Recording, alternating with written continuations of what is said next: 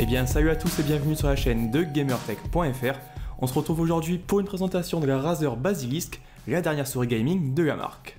Proposée aux alentours des 69 €, elle viendra se placer en concurrence directe de la Logitech G502 et se positionnera comme une souris destinée au FPS, même si on verra dans la suite de la vidéo que celle-ci se montre finalement plutôt polyvalente.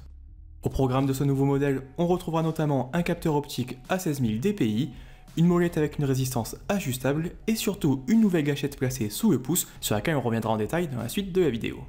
Comme d'habitude, on fait un petit tour rapide du côté de unboxing.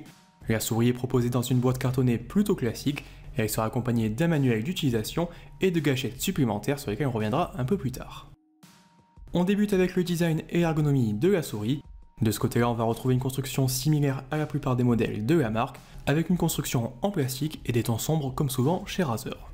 La souris est pensée pour les joueurs droitiers et on retrouvera donc une ergonomie pensée dans ce sens, avec des courbes bien travaillées, à l'image de la Logitech G502 ou encore de la Rocadcon EMP, deux modèles qu'on vous a déjà présentés sur la chaîne. Au niveau du gabarit, on va être sur une souris de taille moyenne avec une longueur d'environ 124 mm, une largeur de 75 mm et une hauteur de 43 mm. Sur la balance, elle affiche un poids de 107 grammes, n'en faisant pas forcément la souris la plus légère du marché. Un peu plus dans les détails, on commence avec la partie supérieure de la Razer Basilisk. On y retrouvera tout d'abord les deux boutons principaux, ils présentent une construction bien séparée et un design asymétrique permettant d'améliorer le confort. Comme souvent sur les souris de la marque, on retrouvera sur ces deux boutons des interrupteurs Omron offrant une excellente sensibilité.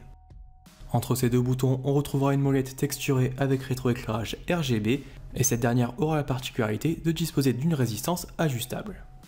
Pour ce faire, on va retrouver sous la souris une petite molette qui va permettre de choisir entre un défilement plus ou moins fluide en fonction de ses préférences et de ses besoins.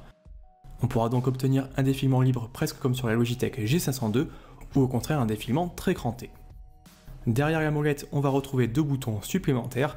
Par défaut, ils permettront de gérer les niveaux de sensibilité, mais on pourra évidemment venir y affecter les actions de son choix via le logiciel de Razer sur lequel on revient un peu plus tard. On arrive ensuite sur la façade droite de la souris. De ce côté-là, pas de bouton supplémentaire, mais une large zone en grippe texturée, similaire à celui qu'on avait découvert sur la Razer Lance-Head, présenté il y a quelques semaines sur la chaîne. Du côté gauche de la Razer Basilisk, on retrouvera une seconde zone de grippe en caoutchouc. On aura cette fois-ci une zone destinée au maintien du pouce et deux boutons supplémentaires facilement accessibles. En plus de ces deux boutons, on aura également cette fameuse gâchette. Elle reprend un peu le principe des boutons de sniping que l'on retrouve sur certains modèles concurrents. En fonction de vos préférences mais également de la taille de votre main, on pourra choisir entre une gâchette longue et une gâchette courte, et si vous n'avez pas forcément l'utilité de ce bouton supplémentaire, on pourra simplement venir le bloquer. En pratique, on pourra donc venir utiliser cette gâchette pour réduire de façon ponctuelle la sensibilité du capteur, c'est notamment utile lors des phases de shooting, mais on pourra aussi venir affecter l'action de son choix en fonction de ses besoins. À l'utilisation, cette gâchette se montre à la fois confortable et pratique, et se place selon moi comme une alternative plus efficace que les boutons sniping habituels.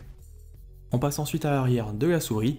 Ici on va retrouver plusieurs patins qui permettront d'apporter une excellente glisse en pratique, et on aura également un bouton supplémentaire qui permettra de basculer entre différents profils directement enregistrés dans la mémoire de la souris. On termine enfin avec la prise en main de cette Razer Basilisk, et de ce côté-là on pourra opter entre du palm grip et du claw grip en fonction de ses préférences. La souris se montre vraiment confortable et on pourra l'utiliser pendant plusieurs heures sans forcément ressentir la moindre gêne. Place maintenant aux fonctionnalités supplémentaires de la souris avec le logiciel Razer Synapse version 3. Depuis celui-ci, on pourra créer différents profils en fonction de ses jeux et de ses applications, et pour chaque profil on pourra affecter des commandes différentes, gérer les options de son capteur et les options de rétroéclairage. Sur chaque bouton, on pourra venir affecter l'action de son choix. Razer propose par défaut une longue liste de commandes, mais il sera également possible de venir créer ses propres macros en fonction de ses besoins. On notera également que la souris est compatible avec l'option Hypershift. Cette dernière permet d'affecter une action secondaire à chacun des boutons de la souris, et c'est notamment très utile sur les MOBA ou encore les MMORPG, puisque ces jeux demandent de nombreux raccourcis. En pratique, on pourra affecter l'option Hypershift à la gâchette par exemple, afin de très facilement doubler ces raccourcis. Au niveau des options du capteur, on pourra choisir entre 5 niveaux de sensibilité différents. Ils pourront aller de 100 à 16000 dpi avec un pas de 50 dpi. Enfin, au niveau du rétroéclairage, on aura deux zones, une sur la molette et une au niveau du repose-paume. Ici, on pourra choisir entre des effets directement proposés par Razer ou bien se diriger vers le Chroma Studio où il sera possible de créer ses propres effets.